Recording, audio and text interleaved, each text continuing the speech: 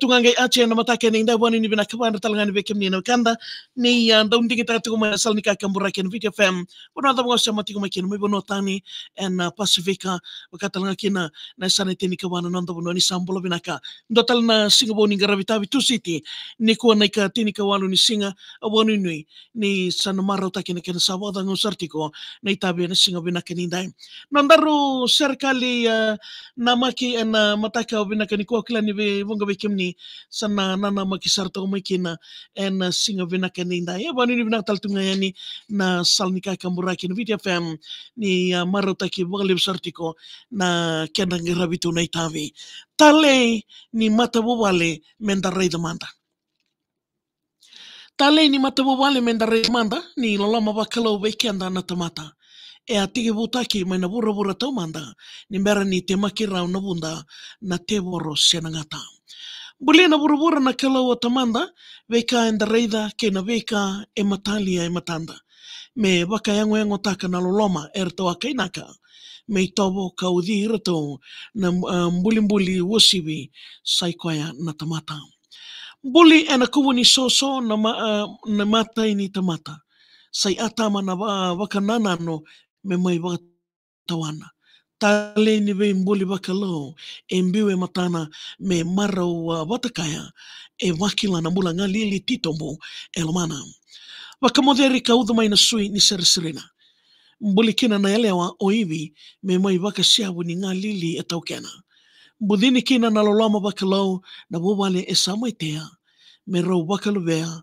ka baka tawana burubura e taukena ngalala ni baka tulewa e solive rau me rau taukena me baka tobule kina na non rau na loman na non rau lomana na kalo kena veka e taukena mai rau toka na vosa lasu e koe na meda sai setani na ngata ka boroka na wawale e na wanikau ka senganitea.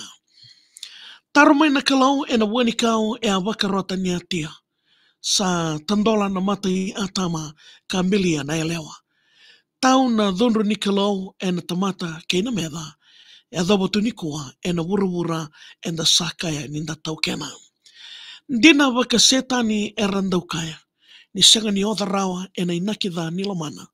Me woroka ka tawa sea na wei wawale ketsara ni saikoya ngaungo na matanitu waka lomalangi e na sa ngwele dawa.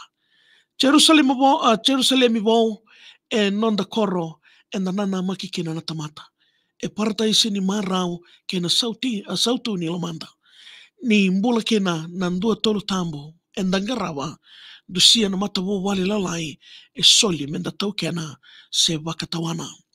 Me rawa me rawuti na dhaka ni teworo e matanda. Le suwa na wawale ka waka binakataka.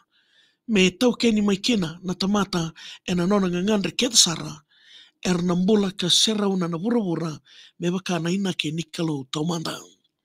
Satu na waka nui nikalo we kenda kedsara. Sa maika waka tau e tiko na alo tambo na ndau e wokeanga. Me dilawa na mata ni alonda e na weka sa temburaka me nda wagarautaka na kenangele me mbula ka tumudake e lamanda.